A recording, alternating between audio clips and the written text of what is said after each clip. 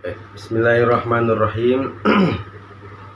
Tadi sudah kita terjemahkan di bagian pertama pembahasan ilmu balaghah kitab Jawharul Maknun. Itu adalah bait fasahatul mufradi ayyakhlusa min tanafurin gharabatin khalfun zukin. Maksud dan pemahamannya adalah seperti yang sudah Ustaz buatkan takrirnya di depan, silahkan dilihat yang sudah kalian catat itu. Fasohah. Jadi pembahasan pertama kita adalah tentang fasohah. Fasohah itu fasih, kefasihan menurut kita. Fasohah itu artinya jelas, terang, dan bisa difaham. Itu namanya fasohah. Jadi kalau bepandir belibet-libet kada jelas tuh kada fasohah ngarannya.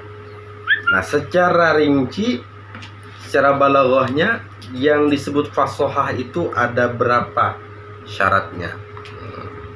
Maka musannif menjelaskan di sini syarat daripada fasohatul mufrad terlebih dahulu. Karena nanti ada fasohatul kalam, bahkan fasohatul mutakallim. Sekarang itu fasohatul mufrad atau fasahah kata-kata. Fasihnya kata-kata atau fasihnya kalimat itu harus kosong atau bersih daripada tiga hal. Bersih daripada tiga hal. Yang pertama itu harus bersih min tanafurin, daripada tanafur. Apa itu tanafur, Ustaz? Tanafur itu adalah sulit diucapkan. Ini berlaku bukan hanya dalam bahasa Arab aja, bahasa Indonesia, bahasa Jawa, bahasa Sunda, bahasa Banjar sekalipun juga berlaku. Yang disambat, yang disebut dengan perkataan yang baik atau fasih itu adalah perkataan yang tidak sulit, tidak ngalih, kadang ngalih diucapkan. Kalau istilah dalam bahasa Arab di sini, musannif membuatkan dua contoh. Yang pertama adalah hu. Artinya adalah sejenis rumputan itu. Nah, seandainya orang memakai kata-kata hu, maka ini bisa dikategorikan tidak fasihnya di dalam kata karena ngalih disambat. Apalagi menancap ngalih. Nah, ada lagi yang kedua contohnya mustashziratun. Amun lambatnya mana ya? Ini ya salah. Mustashziratun. Tapi menancap mustashziratun. Nah, setelah sin, ta, shin pulang, zai pulang. Ini nanti berkaitan dengan makhraj, dengan tajwid nih, ilmu tajwid. Berdekatannya sifat atau makhrajnya nih yang membuat dia sulit diucapkan.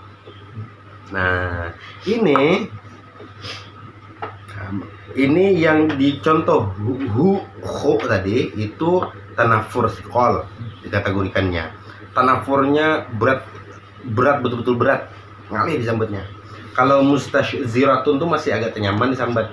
Itu dikategorikannya tanafur khafif. Tanafur khafif. Ini ada dalam syair-syair nih, syair Umrul Qais. Bisa tidak buatkan atau tidak bacakan syairnya. Kemudian, pokoknya intinya yang pertama harus kosong daripada sulitnya diucapkan atau nama singkatnya adalah tanafur. Ingat itu. Bahasa Banjar pun kayak itu juga. Ya, bahasa Indonesia pun demikian juga. Ya, apa bahasa Indonesia yang ada disambat? Rasul pulang sama meneliti ngali disambat apanya. Bahasa Banjar apa yang ngali disambat? Tas sulait masih nyaman mas ya. Tajarungkop, takipai masih nyaman lagi. Cari hasurangan. Yang ngali disambat apanya? Jadi bahasa itu sebenarnya berlaku. Hanya saja kategorinya tidak masuk dalam fasih. Ya. Contoh yang kemudian yang kedua syaratnya tidak boleh gharabah. Apa itu gharabah? Gharabah itu asing atau jarang dipakai. Bahasa itu jarang dipakai. Memang bahasa itu ada, tapi jarang dipakai. Ketika bahasa itu dipakai, maka itu dikategorikan sebagai kata-kata yang tidak fasih, maka tidak balaghah namanya. Tidak bagus perkataan itu.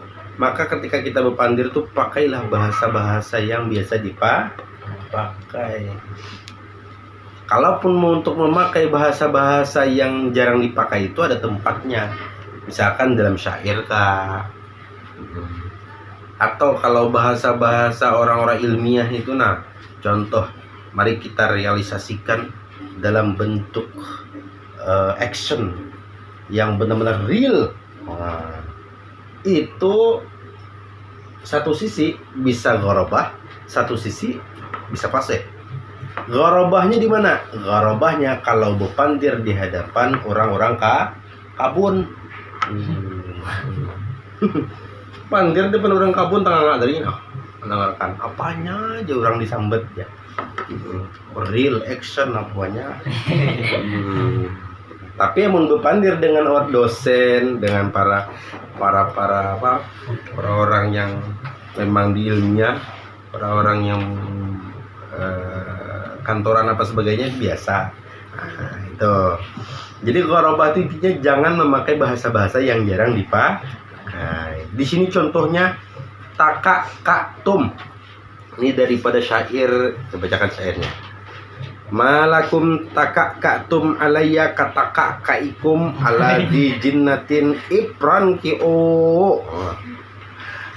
Di sini ada dua contoh. Pertama takakatum, masanya takaka fi'il madinya. Ini fi'il madi tasrif ke berapa nih? 3. Bukan. Takaka, takakau, takaraat, takakata, takakana, takakata, takakatuma, takakatum. Nah, tasrif ke berapa? 6, 7, 8 lah. 9. Nah, padahal ada bahasa yang kerap dipakai. Apa bahasa yang kerap dipakai? Nih, semakna dengan ijtama'tum. Artinya sama-sama mengumpulkan atau berkumpul. Tapi justru yang dipakai itu adalah takakatum. Maka itu dikategorikan gharabah. Ada lagi ipran ki'o, padahal ada bahasa yang kerap dipakai yaitu idhabu. Tapi kenapa dipakai ipran ki'o? Maka itu termasuk daripada gharabah, maka tidak fasih jadinya. Nah, itulah, jangan memakai bahasa-bahasa yang jarang dipakai. Banyak bahasa-bahasa yang jarang dipakai. Cari ya surangan. Nah, kita singkat saja. Lanjut. Yang ketiga, mukhalafatul qiyas. Mukhalafatul qiyas ini keluar daripada aturan bahasa Arab. Bahasa Arab itu kan ada aturannya, ada nahunya, ilmu nahunya, ada ilmu sorobnya. Nah, di sini contohnya ajlali, harusnya ajalli, dipakai jadi ajlali. Harusnya dia beridgham, tapi dipecah idghamnya. Nah, mungkin karena mura'at nazam, mungkin menjaga nazam. Ini kan adanya di nazam nih. Tapi walaupun dia mura'at nazam, maka tetap dikategorikan sebagai mukhalafatul qiyas dan tidak fasih jadinya. Nah, jadi kesimpulannya, yang disebut dengan kata-kata yang fasih itu pertama adalah perkataannya harus mudah diucapkan. Jangan ngalih, karena amun ngalih beliputan jadinya bepandir. Kalau sudah belibet bepandir, kada jelas langsung maknanya. Kalau sudah kada jelas langsung maknanya, maka jangankan untuk balaghah, fasih, balaghah. Nah, orang aja kadang mengerti apa yang disambet. Digerunung surangan.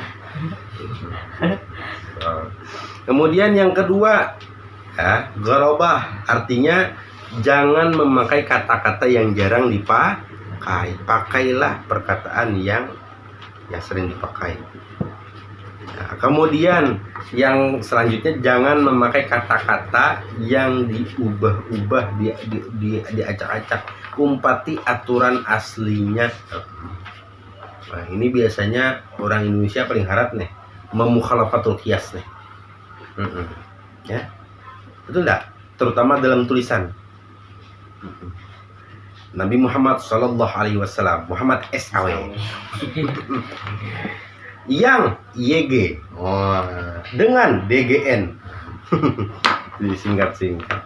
Ya, itu mukhalafatul qiyas bahasa Indonesia. Bahasa Indonesia. Kalau mukhalafatul qiyas dalam bahasa Arab beda lagi. Tidak mengikuti aturan ilmu sorob, itu mukhalafatul qiyas. Harusnya sorobnya begini. Harusnya dia ketika dia